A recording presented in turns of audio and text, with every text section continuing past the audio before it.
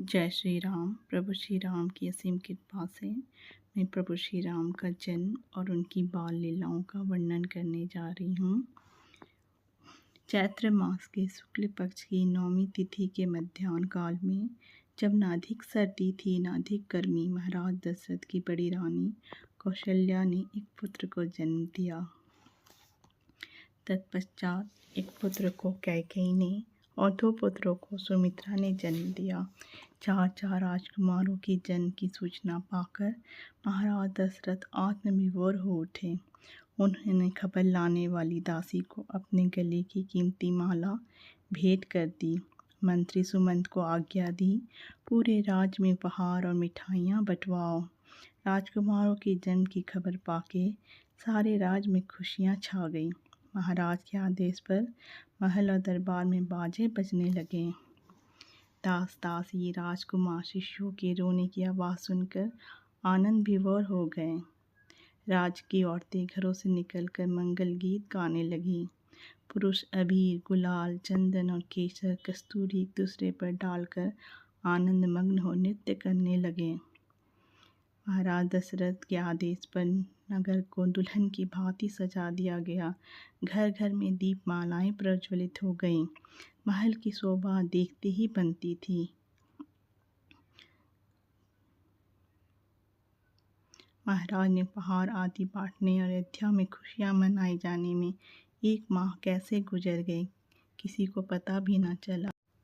1 माह पश्चात राजकुमारों के नामकरण संस्कार का शुभ अवसर आया। महाराज दशरथ ने कुलगुरु वशिष्ठ से निवेदन किया, इस पावन कार्य को वे अपने कर कमलों द्वारा संपन्न करें। कुलगुरु वशिष्ठ ने यज्ञ आदि का आयोजन एवं शुभ लग्न मुहूर्त देखकर कहा, हे राजन, आनंद सिंधु, सुख के सागर और संपूर्ण लोकों में शांति देने वाले आपके ज्येष्ठ पुत्र कौशल्यानंदन का नाम राम है और संसार के भरण पोषण करने की सामर्थ्य रखने वाले आपके दूसरे पुत्र अर्थात कैकेयी नंदन का नाम भरत है। श्री राम के प्यारे, सारे जगत के आधार, सभी शुभ लक्षणों से युक्त सुमित्रा के बड़े पुत्र का नाम लक्ष्मण है और जिसके नाम मात्र लेने से ही शत्रुओं का विनाश होगा। सुमित्रा नंदन के छोटे पुत्र का नाम शत्रुघ्न है। हे राजन, तुम्हारे चारों पुत्र साक्षात प्रातपर भगवान श्री हरि का अंश हैं। ये भक्तों को सर्वस्व शिव के प्राण हैं। इस प्रकार कुलगुरु वशिष्ठ द्वारा चारों राजकुमारों का नाम संस्कार संपन्न हुआ। राजकुमारों का लालन पालन होने लगा और देखते ही देखते वो बढ़ने लगे।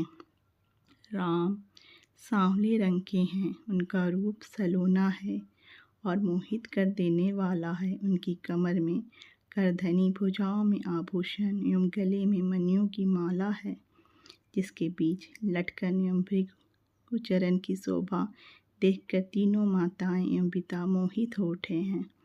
माता कैकेयी तो सभी बालकों पर अपार स्नेह रखती हैं, किंतु श्री राम पर उनका विशेष स्नेह है। वे अपने हाथों से उन्हें स्नान कराकर उनका श्रृंगार करती हैं। एक दिन उन्हें नहला एवं श्रृंगार कर पीली झंगुरियाँ पहना दी, पैरों में पैजनियाँ पहना दी। जब राम ठुमक ठुमक कर चले तो माता एवं महाराज दशरथ आनंद विभोर होकर उनके पीछे दौड़े। राम तेज दौड़ते, पैजनियाँ की रुंझुन मन को मोह लेती। इस प्रकार की बाल लीलाएं करते माता पिता और अयोध्या वासियों को आनंद प्रदान कर रहे थे। माता कौशल्या कभी उन्हें दुलारती, कभी झूले में झुलाती। इस प्रकार आनंद से दिन व्यतीत हो रहे थे। एक बार माता कौशल्या ने श्री राम को स्नान कराया और श्रृंगार करा के पालने में लिटा दिया। फिर स्वयं स्नान करके अपने कुल देवता की पूजा और उन्हें भोग लगाया। फिर वह किसी कारणवश रसोई में चली गई। वहाँ से लौटकर पुनः पूजा स्थल पर आई तो बालक को भोजन करते देखा। डरती हुई कौशल्या जी वहाँ गईं जहाँ उन्हें सुला आई थी। देखा कि श्री राम तो अपने स्थान पर सो रहा है। फिर आकर पूजा गृह में देखा तो राम भोजन कर रहे हैं। ये देखकर माता कौशल्या का हृदय कांपने लगा। वे भयभीत सी हो उठी और सोचने लगी, कहीं मुझे मति भ्रम तो नहीं हो गया। ये देखकर बालक श्री राम मुस्कुराए। फिर उन्होंने माता कौशल्या को अपना विराट रूप दिखाया, जिसके एक एक रोम में करोड़ों ब्राह्मण बसे थे। अनगिनत सूर्य, चंद्रमा, शिव, ब्रह्मा, अनेक पर्वत, नदियाँ, समुद्र, पृथ्वी, वन, काल, कर्म, गुण, ज्ञान, स्वरूप आदि दिखाई दिए, और वो भी देखा जो किसी ने सुना भी ना था।